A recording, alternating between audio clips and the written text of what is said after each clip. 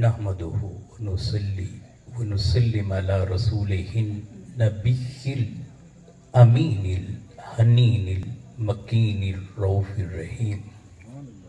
سبحان اللہ. أما بعد فأعوذ بالله السميع العليم من الشيطان اللعين الرجيم. بسم الله الرحمن الرحيم. رب اشرح لي صدري ويسر لي أمري واحلل عقدة من لساني يفقهوا قولي. سبحان اللہ. سبحان إن اللہ. الله وملائكته يصلون على النبي يا أيها الذين آمنوا صلوا عليه وسلموا تسليما. الصلاة والسلام عليك يا رسول الله. الصلاة والسلام عليك يا حبيب الله. الصلاة والسلام عليك يا خاتم النبيين. الصلاة والسلام عليك يا جد الحسن والحسين. الصلاة والسلام عليك يا أكرم الأولين والآخرين. اللهم صل على سيدنا وسندنا ومأوانا وملجانا وغوثنا وغياثنا وعوننا ومعيننا وحبيبنا وكريمنا وشفيعنا محمد النبي الأمي وعلى آله وصحبه وبارك وسلم. بحمد اللہ تعالی، اللہ رب العزت کے فضل اور کرم سے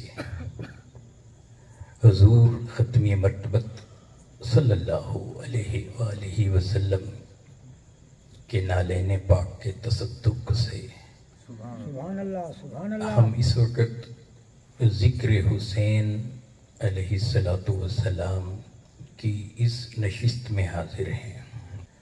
وقت کا دامن بہت تنگ ہے.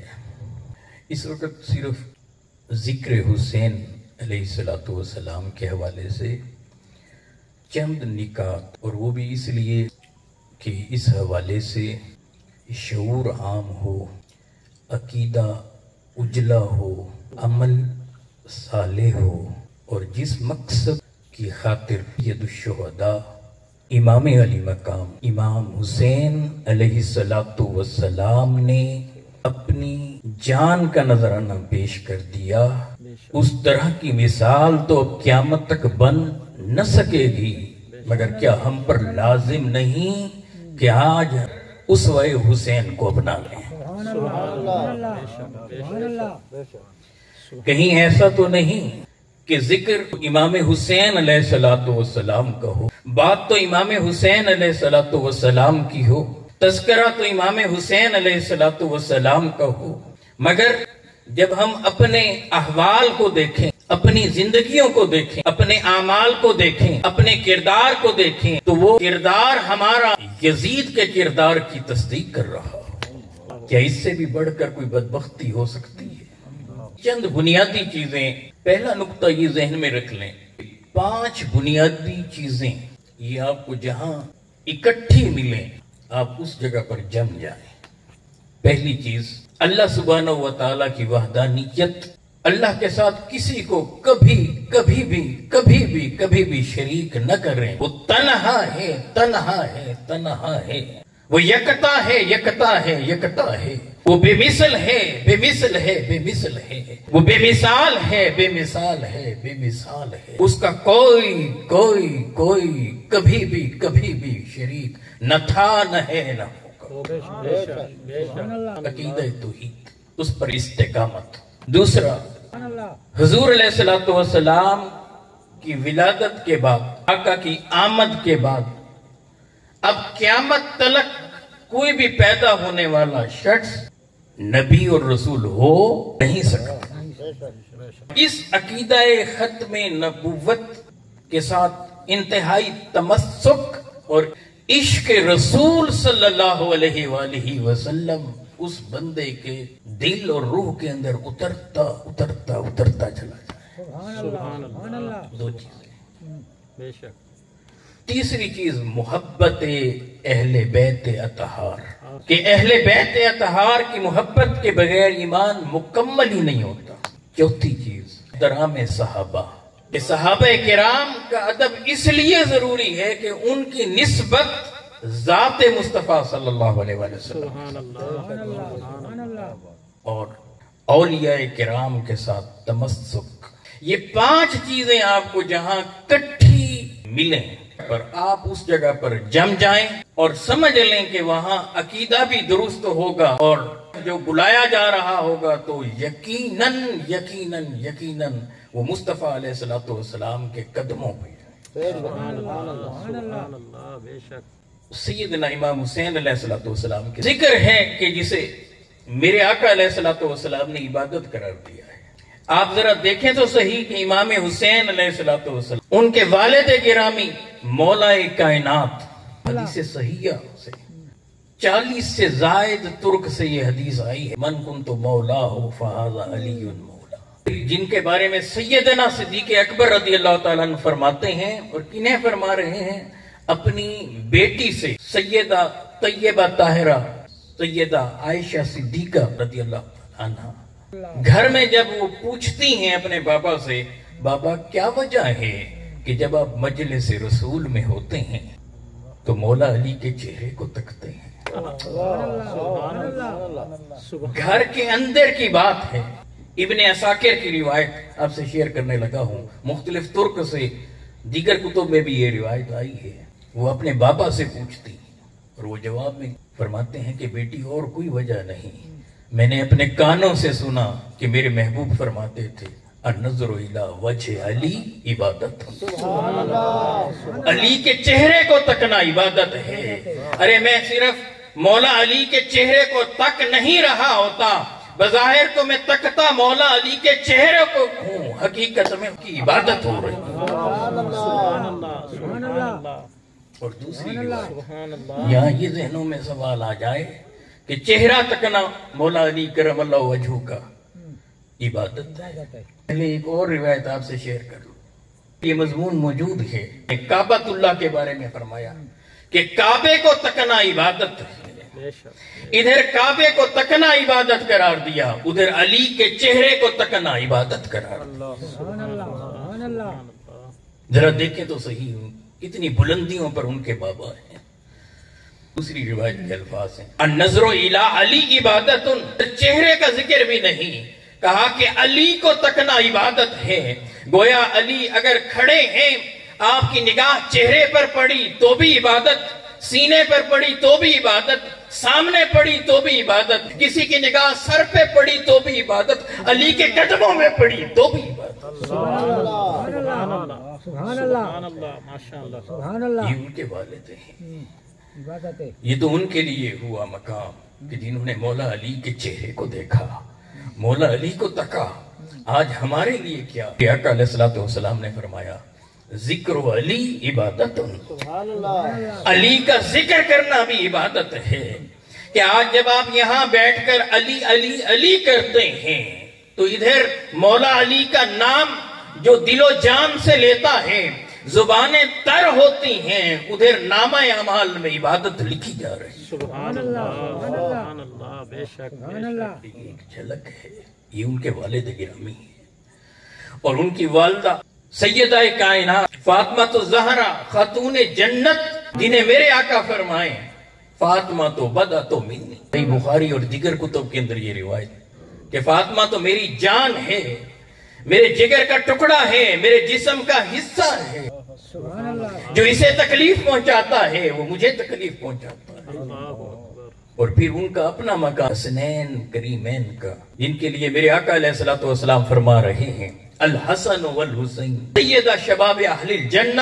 حسن اور حسین جنتی جوانوں کے سردار ہیں. ارے صرف جنتی ہی نہیں، جنتی جوانوں کے سردار ہیں. اور آپ سارے اعمال کیوں کرتے ہیں؟ نماز کیوں پڑھتے ہیں؟ روزے کیوں رکھتے ہیں؟ حج کیوں کرتے ہیں؟ زکوٰۃ کیوں دیتے ہیں؟ صدقات کیوں کرتے ہیں؟ اعمال صالحہ کیوں بجا لاتے ہیں؟ حقوق اللہ اور حقوق العباد کیوں پورے کرتے ہیں؟ اس لیے کرتے ہیں کہ جنت میں داخل ہو جائیں۔ سبحان ارے جس جنت میں ہمیں جانا ہے اس کے سردار حسن اور حسین ہیں۔ اللہ سبحان اللہ میرے مصطفیٰ علیہ السلام نے فرمایا کہ میں ان سے محبت کرتا ہوں، اے اللہ تو بھی ان سے محبت فرما، اور جو جو ان سے محبت کرے مولا ان سے بھی محبت فرما۔ سبحان اللہ سبحان اللہ سبحان اللہ کیا مقام اور کیا مرتبہ ہے جن کے نانا خاتم النبیین، پھر ان کی اولاد دیکھیں امام حسین علیہ السلام کی، سیدنا علی اکبر، سیدنا علی اصغر، سیدنا امام زین العابدین۔ ارے جس بھی ترک سے، جس بھی جہت سے، جس بھی زاویے سے آپ ان پر نگاہ ڈالیں یا ان کے گھرانے پر نگاہ ڈالیں، ان پر نگاہ ڈالیں تو وہ بھی اپنی مثال آپ ہیں، ان کے گھرانے پہ نگاہ ڈالیں تو وہ بھی اپنی مثال آپ ہیں۔ سبحان اللہ سبحان اللہ بے مثل پیغمبر کی بے مثل اور بے مثل پیغمبر کی بے مثل خاندان پورے کا پورا، ارے وہ جنہیں اللہ مثال بنا کے جس پیغمبر کو پوری کائنات کے سامنے رکھتا ہے اور وہ خود بے مثال ہیں۔ سبحان اللہ اللہ انہیں مثال بنا کر دنیا کے سامنے رکھتا ہے۔ لَقَدْ كَانَ لَكُمْ فِي رَسُولِ اللَّهِ أُسْوَةٌ حَسَنَةٌ، یہ مثال بناتا ہے اور مثال بنا کر پھر میرے مصطفیٰ کو بے مثال بنا کر رکھ دیتا ہے۔ سبحان اللہ سبحان اللہ سبحان اللہ ہیں بے مثل، مگر اس بے مثل کی مثال دنیا کو دی جا رہی ہے۔ قرآن مجید قُلْ إِنَّمَا أَنَا بَشَرٌ مِثْلُكُمْ يُوحَىٰ إِلَيَّ، اے میرے حبیب فرما دیجئے نا کہ میں نفس بشریت میں تم جیسا ہوں۔ اگر بات اتنی ہوتی تو پھر میں کہتا کہ ہاں مصطفیٰ سب جیسے ہیں، مثل ہیں، مگر آگے فرمایا یوحیٰ الیہ، اے میرے محبوب ہم نے نفس بشریت میں تو آپ جیسا بنایا ہے، مگر آپ ان جیسے تھوڑی ہیں، آپ پر تو وحی اترتی ہے، کیا ان پر بھی وحی اترتی ہے؟ سبحان اللہ سبحان اللہ ارے آپ پر تو قرآن اترتا ہے، کیا ان پر قرآن اترتا ہے؟ ارے آپ سے رب ہم کلام ہوتا ہے، کیا ان سے بھی رب ہم کلام ہوتا ہے؟ ارے آپ تو رب کا دیدار کرتے ہیں، کیا انہیں بھی نعمت میسر آتی ہے؟ سبحان اس اللہ لیے جیسے سبحان میرے اللہ آقا بے مثل، میرے آقا کا گھرانہ بے مثل، میرے آقا کی اولاد بے مثل، 100 وصال جب رسول اللہ صلی اللہ علیہ وآلہ وسلم نے رکھے، صحیح بخاری اور مسلم کی حدیث، تو صحابہ کرام نے دیکھا کہ آقا علیہ السلام بغیر سحری اور بغیر افطاری کے روزہ رکھ رہے ہیں اور مسلسل رکھ رہے ہیں، 3 دن تک رکھ رہے ہیں۔ بخاری اور مسلم کی روایت شیئر کر رہا ہوں، کئی ترک سے ہے، ایک ترک یہاں پر رکھ رہا ہوں۔ صحابہ نے جب یہ دیکھا کہ آقا یوں کر رہے ہیں، انہوں نے بھی مسلسل روزے رکھنا شروع کیے، تو مسجد نبوی میں نمازیوں کی تعداد کم ہو گئی۔ سبحان اللہ سبحان میرے اللہ آقا نے پوچھا کیا ہوا، یہ لوگ کہاں گئے، تعداد کیوں کم ہو گئی؟ عرض کیا گیا یا رسول اللہ آپ کو دیکھ کر 100 وصال مسلسل انہوں نے بھی روزے رکھے ہیں بغیر سحری اور بغیر افطاری۔ تو میرے آقا نے جواب میں کیا فرمایا، ایکم مثلی، سبحان اللہ کون ہے میرے مثل؟ ہائے ادھر قرآن کہہ رہا ہے قل انما انا بشر مثلکم، یہ رب بول رہا ہے اور ادھر میرے مصطفیٰ بول رہے ہیں ایکم مثلی۔ 3-4 ترک سے الفاظ آئے ہیں، ایک روایت کے الفاظ آپ سے صرف شیئر کر رہا ہوں۔ کون ہے میری مثل؟ یطعمنی ربی ویسقین، مجھے تو میرا رب کھلاتا ہے، مجھے تو میرا رب پلاتا ہے۔ سبحان اللہ ایک نقطہ یہاں آپ کے ذوق کی نظر کرتا ہوں، میرا اور آپ کا روزہ ہوتا ہے جس میں نہ کھانا ہے نہ پینا ہے، کھانے اور پینے سے اجتناب کرنا، تب روزہ ہوتا ہے۔ ادھر میرے مصطفیٰ نے روزے رکھے ہوئے ہیں اور روزہ رکھ کر میرے مصطفیٰ فرما رہے ہیں یطعمنی ربی ویسقین، مجھے تو میرا رب کھلاتا ہے، میرا رب پلاتا ہے۔ ارے وہ ہماری مثل کیسے ہو گئے؟ سبحان اللہ سبحان ہم روزے رکھیں، کھائیں پیئیں، روزہ ٹوٹ جائے اور روزے کے دوران میرے مصطفیٰ کو میرا رب کھلا رہا ہے، پلا بھی رہا ہے، اللہ سبحان اللہ یہ وہ گھرانہ ہے۔ اس لیے یہ وہ بے مثل پہلو ہیں۔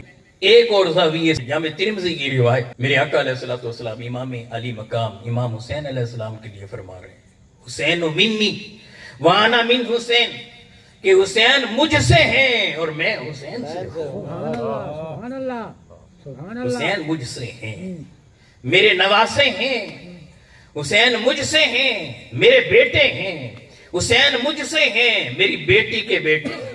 سبحان اللہ سبحان اللہ گویا میرا مظہر ہے، میری تعلیمات کا مظہر ہے، میرے کردار کا مظہر ہے۔ اشارہ کیا کر دیا اس بات کی طرح، وَأَنَا مِنْ حسین، اور میری بہت ساری جہتوں کا ظہور حسین سے ہوگا۔ سبحان اللہ سبحان اللہ گویا حسین کی شہادت کو محض حسین کی شہادت نہ سمجھنا، وَأَنَا مِنْ حسین، میں حسین سے ہوں۔ گویا میرے کمالات کا مظہر حسین ہیں، میرے کئی کمال ایسے ہیں جو حسین سے ذو فشاں ہوں گے اور دنیا تک۔ سبحان اللہ سبحان اللہ وَأَنَا مِنْ حسین، اس لیے ولادت امام حسین سے لے کر 61 ہجری تک حدیث کا پہلا حصہ ذو فشاں ہو رہا ہے، حسین منی، حسین مجھ سے ہے، میرا نواسا ہے۔ اور کربلا کے دن سے قیامت تک قیامت تک قیامت تک وَأَنَا مِنْ حسین، میں حسین سے ہوں۔ گویا میرا دین حسین سے ہے، اسلام حسین سے ہے، اور قیامت تک مصطفیٰ کا پیغام حسین سے ہے۔ سبحان اللہ یہ وہ سبب ہے کہ امام علی مقام امام حسین علیہ السلام سبحان جب اللہ مدینہ سے مکہ چلے، مکہ سے کربلا کی طرف چلے، تو امام علی مقام علیہ السلام جنگ کے لیے نہیں نکلے۔ ایک نقطہ نظر آپ کے سامنے رکھ رہا ہوں، جنگ کے لیے اگر نکلے ہوتے تو لشکر ساتھ ہوتا، گھر کی خواتین ساتھ نہ ہوتی۔ جنگ کے لیے نکلے ہوتے فوج ساتھ ہوتی، بچے ساتھ نہ ہو نہ ہوتے۔ اور جنگ کے لیے اگر کوئی نکلتا ہے، لڑائی کے لیے کوئی نکلتا ہے، تو اس طرح سے اپنے خاندان کو، خواتین کو اور بچوں کو ساتھ لے کر کبھی نکلا نہیں کرتے۔ تو حسین کیوں نکلے تھے؟ یہ وہ قرآنی فلسفہ ہے جسے سمجھنا ضروری ہے۔ اس لیے میں نے تو کربلا کو قرآن اور حدیث میں سے سمجھا ہے، سبحان اللہ پھر تاریخ میں دیکھا ہے تو پھر اسے بیان کیا ہے۔ سبحان اللہ سبحان اللہ کیوں؟ اس لیے کہ امام حسین علیہ السلام کی شہادت کی پیشین گوئی میرے آقا علیہ السلام نے پہلے دے دی تھی۔ کتنی ہی حدیثیں ہیں، کتنی ہی حدیثیں۔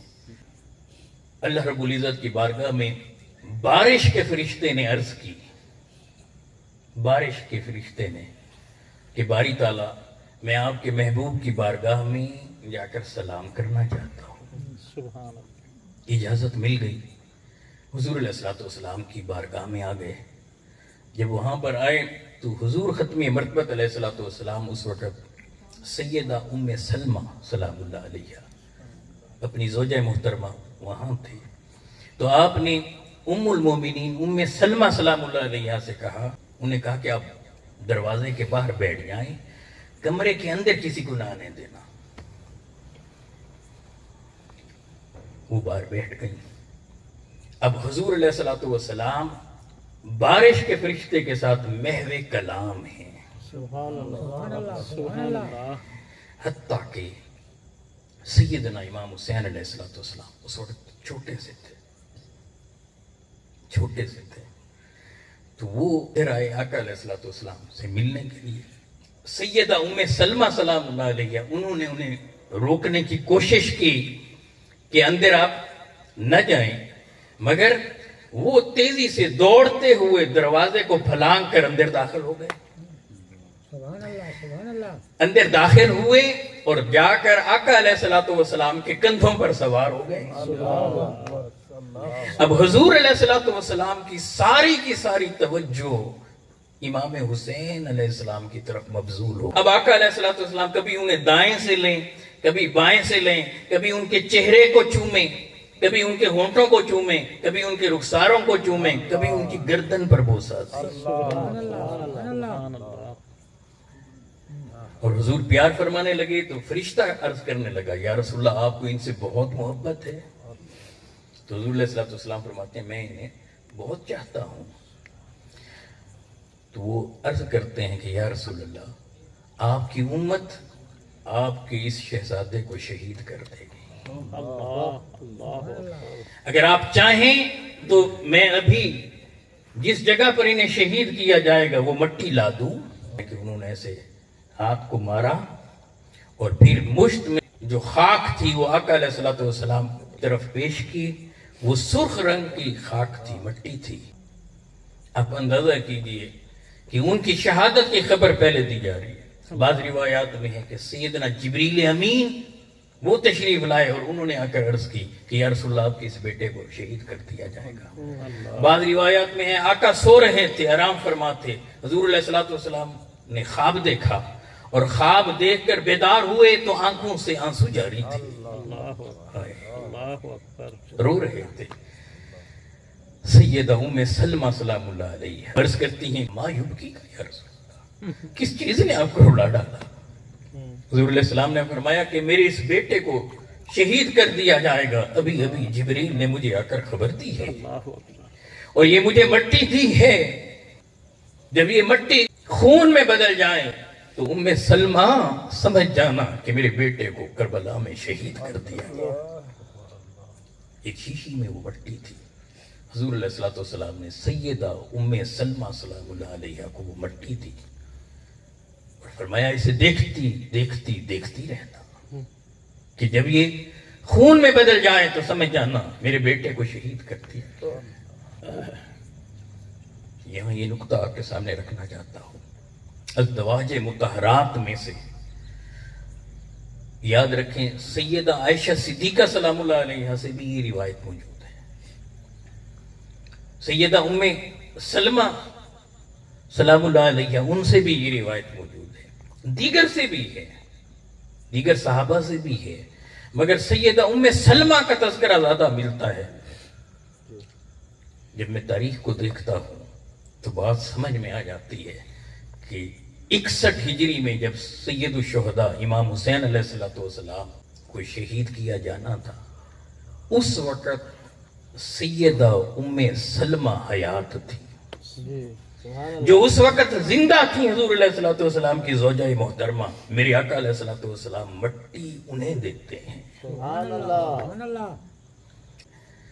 ان کی شہادت کی خبر پہلے سے دی جا رہی ہے. اور یاد رکھیں یہ وہ شہزادے ہیں حضور علیہ السلام کے جن کے فدیے میں میرے پیغمبر صلی اللہ علیہ وآلہ وسلم نے اپنے حقیقی بیٹے سیدنا ابراہیم رضی اللہ تعالیٰ انہیں اللہ کی بارگاہ میں پیش کیا. ایک دن حضور علیہ السلام تشریف فرما ہیں. آقا علیہ السلام کے گود کے اندر جناب ابراہیم حضور علیہ السلام کے بیٹے جو ہیں وہ تھے اور دوسری طرف حسین تھے اور حضور خوش تھے اور دونوں کے ساتھ کھیل رہے تھے. سبحان اللہ. سبحان اللہ. سبحان اللہ. یہاں تک کہ سیدنا جبریل امین آقا کی بارگاہ میں تشریف لاتے ہیں، عرض کرتے ہیں ان اللہ یقرأ السلام. یا رسول اللہ اللہ پاک آپ پر سلام بھیج رہے ہیں. جبریل امین عرض کرتے ہیں کہ یا رسول اللہ سبحانہ و تعالیٰ فرما رہے ہیں کہ یہ 2 شہزادے جنہیں آپ نے گود میں اٹھایا ہوا ہے ان میں سے ایک کو دوسرے کا فدیہ کر دیں، یعنی ایک کو رکھ لیں اور دوسرا دے دیں. سبحان اللہ. سبحان اللہ. حضور ختمی مرتبت صلی اللہ علیہ وآلہ وسلم ایک نگاہ ابراہیم پر ڈالتے ہیں اور ایک نگاہ حسین پر ڈالتے ہیں اور پھر آسمان کی طرف تکتے ہیں اور تک کر کہتے ہیں کہ مولا اگر میں ابراہیم کو دیتا ہوں تو صرف میں روؤں گا اور اگر حسین کو دیتا ہوں میں تو روؤں گا ہی مگر فاطمہ بھی روئے گی اور فاطمہ کا رونا مجھ سے دیکھا سبحان اللہ. سبحان اللہ. اس لیے میں اپنے بیٹے کو دیتا ہوں. ادھر یہ کلمات فرمائے اور چند دن کے بعد میرے آقا علیہ السلام کے شہزادے جناب ابراہیم بیمار ہوئے اور ان کا وصال ہو گیا.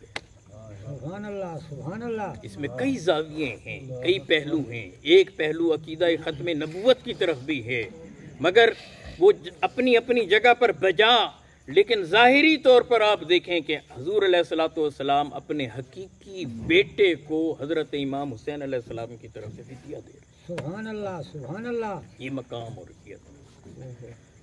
امام حسین علیہ الصلوۃ والسلام کے کربلا میں جانے کے کئی پہلو ہیں، اور ان میں سے ایک پہلو یہ تھا کہ وہ اسلام کے نظام کے لیے نکلے، اور دوسرا پہلو یہ تھا کہ ان کے صبر اور استقامت کو قیامت تک آنے والے انسانوں کے لیے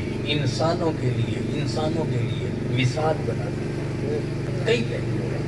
ایک پہلو، جب اہل کوفہ نے اتنے خطوط لکھے تھے اور دوسری طرف یزید کا کردار سب پر کھلا ہوا تھا، لعنتی کردار سب پر عیاں ہو چکا تھا، جو نمازوں کو پامال کر رہا تھا، اسلامی شاعر کو پامال کر رہا تھا، کھلے عام شراب پیتا تھا۔ آپ پڑھیں کئی کتب کو، تاریخ کی اور حدیث کی کتب کو پڑھیں، اس کے اندر کئی ترک سے یہ روایات موجود ہیں، خاص طور پر جہاں جہاں صحابہ کرام کے تذکار موجود ہیں وہاں پر یہ روایات موجود ہیں۔ اس الغابہ کو اٹھا کر پڑھیے، البدایہ، دیگر کتب کو اٹھا کر پڑھیے، کھلے عام۔ حتیٰ کہ بعض نے یہ بھی لکھا ہے کہ ستیلی بہنوں کے ساتھ اس نے نکاح کو جائز قرار رکھا۔ جب کھلے عام اس طرح سے اسلام کو پامال کیا جا رہا تھا تو امام حسین علیہ الصلوۃ والسلام جیسی شخصیت خاموش کیسے بیٹھ سکتی؟ میں ایک سوال آپ کے سامنے رکھتا ہوں، یاد رکھیں، ایسا نہیں ہے کہ اس دور کے اندر نماز ادا نہیں ہو رہی تھی، اذانیں نہیں آ رہی تھی، جماعت نہیں ہو رہی تھی، حج نہیں ہو رہا، ایسا نہیں ہے، یہ سارے چیزیں ہو رہی تھیں، مگر امام حسین علیہ الصلوۃ والسلام نکلے ہیں۔ حتیٰ کہ میدان کربلا میں ایک طرف امام حسین علیہ الصلوۃ والسلام اور ان کے ساتھی ہیں، اور دوسری طرف کے جو لوگ ہیں وہ بھی نمازیں پڑھ رہے تھے کہ نہیں پڑھ رہے تھے، نمازیں ادا کر رہے تھے۔ اگر آپ ان لوگوں کے بارے میں اگر سنیں، ان کے بڑے بڑے جو کمانڈر تھے ان کے بارے میں اگر آپ بیک گراؤنڈ ان کی سنیں تو آپ دنگ رہ جائیں گے، ششدر رہ جائیں گے، کہیں گے کہ یہ کون لوگ تھے؟ نمازیں پڑھ رہے تھے، جماعت بھی ہوتی تھی۔ دل کٹ جاتا ہے جب میں یہ روایات پڑھتا ہوں کہ وہ نمازیں پڑھ رہے تھے، اور نمازوں میں کیا پڑھ رہے تھے؟ التحیات میں وہ پڑھتے تھے اللہم صلی علی محمد وعلی آل محمد، اے اللہ محمد صلی اللہ علیہ وآلہ وسلم پر رحمت نازل فرما، آل محمد صلی اللہ علیہ وآلہ وسلم پر رحمت نازل فرما۔ یہ کلمات پڑھ کر سلام پھیر کر پھر اسی آل محمد پر تیر چلاتے تھے۔ یاد رکھ لیں، ایسی نمازیں لپیٹ کر ان کے منہ پر مار دی جائیں گی، ایسے روزے، حج، زکوٰۃ اور ساری عبادتیں لپیٹ کر منہوں پر مار دی جائیں گی ان لوگوں کے جن کے دلوں کے اندر اہل بیت کی محبت نہیں۔ مستند احادیث کا ذخیرہ، صرف ایک دو کی بات نہیں کر رہا، مستند احادیث کا ذخیرہ ہے، کیونکہ ہمارے یہاں اسٹڈی کی عادت نہیں ہے، اس وجہ سے ان چیزوں سے ہم غافل ہو جاتے ہیں۔ تو سامنے نمازیں کھڑے ہو کر بیچ میں درود پڑھ کر پھر جن پر درود پڑھتے تھے انہی پر تلواریں۔ کربلا کے پورے سفر کے اندر چپے چپے پر کرامات کے ظہور کا سلسلہ موجود۔ حضرت مسلم بن عقیل رضی اللہ تعالیٰ، ان کو جب شہید کر دیا گیا، ان کے شہزادوں کو ایک بدبخت نے ابن زیاد سے انعام لینے کے لالچ ان کے بیٹوں کو لے کر دریا کنارے پر جا کر انہیں شہید کر کے ان کے سر کاٹ کر ابن زیاد کے پاس لے گیا۔ یہ تاریخ کی روایت ہے جو آپ سے میں شیئر کر رہا ہوں۔ وہ اپنی طرف سے لے گیا، اس نے کہا انعام ملے گا، اکرام ملے گا، ان کی تلاش جاری تھی۔ یہ ایک روایت ہے، بعض اہل تاریخ ہیں انہوں نے اسے بیان کیا ہے۔ اس نے جا کر بتایا کہ دیکھیں یہ مسلم بن عقیل کے بیٹے ہیں، ان کے سر کاٹ کر لایا ہوں۔ تو اس نے کہا کہ میں نے تو کہا تھا انہیں زندہ پکڑ کر لانا ہے، تم سر کیوں کاٹتے ہیں؟ تو دربار میں ایک اور درباری بیٹھا تھا، اسے کہا کہ اس شخص کو وہیں لے جا کر اس کے سر کو بھی کاٹ دو۔ اب ابن زیاد کے سپاہی اس کو پکڑ کر دریا کے کنارے لے گئے، اس شخص کو بھی ویسے کاٹا گیا، اس کے سر کو کاٹا گیا۔ اب سر جب کٹ گیا تو انہوں نے کیا کیا، جو اس کا جسم تھا اس کے جسم کو دریا کے اندر ڈال دیا۔ جب دریا کے اندر ڈال دیا تو دریا کا پانی اس کے جسم کو اٹھا کر باہر پھینک، انہوں نے پھر ڈالا، پھر جسم باہر پھینکتا تھا، پانی نے اسے قبول کرنے سے انکار کر دیا۔ کو پھر دفن ہی کر دیں زمین کے اندر. گڑھا کھودا گیا. اب گڑھا کھود کر اس کو اندر رکھتے اور مٹی ڈالتے, تھوڑی دیر کے بعد دیکھتے وہ زمین میں سے وہ دھڑ باہر نکلا پڑا ہوتا. وہ دوبارہ کھودتے, پھر ڈالتے, پھر باہر نکلا پڑا ہوتا. اس کا کوئی اور حل نہیں ہے, اسے جلا کر خاکستر کر کر اس کی راکھ کو باہر. اندازہ لگائیں امام حسین علیہ السلام شب عاشور میں جب خیموں کے اطراف میں آگ جلی تھی, اس وقت ایک یزیدی بدبخت اٹھ کر انہیں کہتا ہے اللہ استغفر اللہ کہ جہنم سے پہلے جہنم کی آگ گئی. تو امام علی مقام علیہ السلام کی زبان اقدس سے یہ نکلتا ہے غضبت عدو اللہ, اے اللہ کے دشمن جھوٹ بولتا ہے. اور اللہ کی بارگاہ میں ہاتھ اٹھا کر صرف یہ کہا کہ باری تعالیٰ اس کو جہنم کی آگ کا ایندھن بنا دے. وہ جس گھوڑے پر سوار تھا گھوڑا بدکتا ہے اور اس کا پاؤں اس کی زین میں پھنستا ہے, وہ آگ کی طرف جاتا ہے, وہاں سے جیسے گزرتا ہے یہ وہاں سے پاؤں نکلتا ہے اور اسی آگ کے اندر گر کر اس کا ایندھن بن کر اسی وقت جہنم واصل ہوگا. اگر ان کی زبان سے نکلے جملے اللہ کی بارگاہ میں اتنے مقبول ہیں, اتنے مقبول ہیں, تو بتائیں اگر وہ وہاں کھڑے ہو کر پانی کو اشارہ کرتے, صرف اشارہ کرتے, تو فرات کا رخ نہ بدل جاتا. زمین پر پاؤں کو مارتے تو زمین کیا پانی نہ دیتی. مگر یہ سب اعلیٰ درجے پر. یہ ہے شہادت سے پہلے اور اس کے بعد بھی اگر آپ دیکھیں تو چپے چپے پر آپ کو یہ چیزیں نظر آئیں. سیدنا امام حسین علیہ السلام حضرت علی اکبر اس وقت چھوٹے تھے, ان کے ساتھ مدینہ کی گلی میں سے گزر رہے تھے. مسجد کے قریب سے گزرے تو علی اکبر عرض کرتے ہیں کہ بابا انگور کھانے کا دل کرتا ہے. انگوروں کا وہ موسم نہ تھا. امام حسین علیہ السلام ہاتھ ایسے بڑھاتے ہیں جیسے ہاتھ کو بڑھایا پیچھے کیا تو ان کے ہاتھ میں انگوروں کا خوشہ تھا. اس خوشے کو علی اکبر دیتے ہیں. یہ معمولی بات نہیں ہے. اس پلٹ کر بخاری شریف کی اس حدیث کو پڑھیے. جب میرے آقا علیہ السلام ایسے نماز پڑھا رہے تھے, صف در صف صحابہ پیچھے کھڑے تھے اور حضور علیہ السلام مصلی پر تھے, اور مصلی پر میرے آقا نے ایک پاؤں اٹھا کر آگے کیا اور کسی چیز کو پکڑ لی اور پھر پیچھے ہٹ آئے. نماز کے بعد صحابہ نے عرض کی کہ یا رسول اللہ آج ہم نے نماز میں آگے بڑھتے دیکھا, کسی چیز کو گرفت میں لیتے دیکھا اور پھر چھوڑ. آپ علیہ السلام نے فرمایا کہ جب میں نماز میں تھا جنت میرے سامنے آ گئی تھی, میں نے قدم اٹھایا اور جنت میں چلا گیا. سامنے انگوروں کے خوشے تھے اور میں نے ایک خوشے کو پکڑ لیا اور چاہا کہ تمہارے لیے توڑ کر لاؤ, مگر میں نے پھر یہ سوچ کر چھوڑ دیا کہ اگر تم اسے کھاتے رہو گے تو اسی پر تکیہ کر لو گے, محنت کرنا چھوڑ دو, کیونکہ جنت کی نعمتیں دائمی ہیں.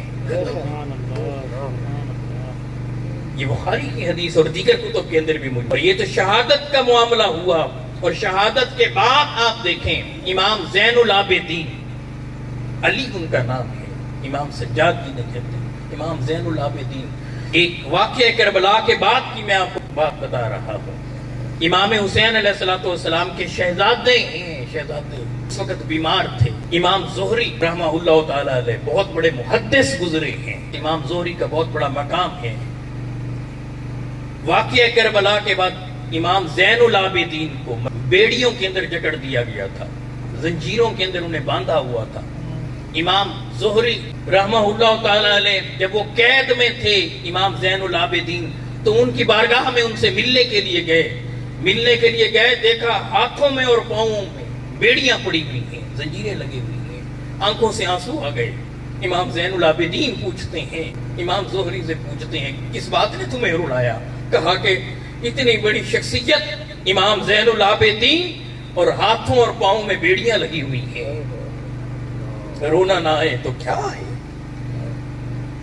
امام زین العابدین نے جواب دیا ہم تو اس کی رضا پر صبر کیے ہوئے ہیں, ان بیڑیوں اور زنجیروں کی ہمارے سامنے حیثیت کیا ہے؟ امام زہری جب روتے جا رہے تھے تو امام زین العابدین نے کہا کہ ذرا ادھر دیکھو, اپنی نگاہیں ایسے بیڑیوں اور زنجیروں کی طرف کی تو امام زہری کیا دیکھتے ہیں کہ ساری بیڑیاں اور زنجیریں جدا ہو کر دور جا گئی.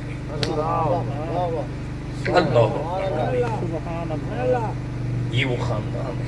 اگر امام حسین علیہ السلام اپنی اور اپنے خاندان کی جان اسلام کے لیے, اسلام کے نظام کے نفاذ کے لیے نہ دیتے تو پھر قیامت تک کے انقلابات کے لیے روشن مثال کون ہوتا؟ اس لیے یہ قرآنی آیات کی عملی تفسیر کا نام حسینیت ہے۔ قرآن بول رہا ہے وَالَّذِي أَرْسَلَ رَسُولَهُ بِالْهُدَى وَدِينِ الْحَقِّ لِيُظْهِرَهُ عَلَى الدِّينِ كُلِّهِ لِيُظْهِرَهُ عَلَى الدِّينِ كُلِّهِ لِيُظْهِرَهُ عَلَى الدِّينِ كُلِّهِ تاکہ اس دین کو تمام ادیان پر غالب کر دیا جائے۔ اگر اس طرح یزیدیوں کے ہاتھ میں یہ دین لگے رہے تو ارے دین کا اجلا چہرہ مسخ ہو جائے اور یہ دین پھر غالب کیسے آئے؟ اللہ نے تو میرے آقا کو اس مشن کے ساتھ بھیجا تھا تاکہ اس دین کو تمام ادیان پر غالب کر دیں۔ امام حسین علیہ السلام نے اپنی جان دے کر، اپنی قربانی دے کر، اپنی شہادت اور خاندان کی شہادت دے کر دین کو بچایا ہے۔ اور جس وقت شہادت ہو گئی سر کو تن سے جدا کر دیا گیا۔ اب اس سر کو نیزے پر بلند کیا ہوا ہے، سر کو نیزے پر بلند کر کے یہ یزیدی لے کر آگے بڑھ رہے ہیں۔ اس وقت بھی اس تن سے جدا سر اقدس میں سے قرآن مجید کی تلاوت کی آواز آ رہی ہے۔ سبحان اللہ۔ تو کیا آپ نے قرآن میں پڑھا نہیں کہ اللہ سبحانہ و تعالیٰ فرماتے ہیں وہ لوگ جو اللہ کی راہ میں اپنی جان دیتے ہیں انہیں مردہ مت کہو، وہ زندہ ہیں۔ ارے قرآن میں یہ آ گیا تھا شہید زندہ ہے، زندہ ہے، زندہ ہے، اور اس میں کوئی شک اور شبہ نہیں کہ وہ زندہ ہے۔ مگر اللہ سبحانہ و تعالیٰ نے ایک مثال دنیا کو دکھا دی، ارے دیکھو شہید کو سر تن سے جدا ہے، مگر اب بھی قرآن کی تلاوت کر کے بتا رہا ہے کہ شہید زندہ ہوتا ہے، زندہ ہوتا ہے۔ سبحان اللہ۔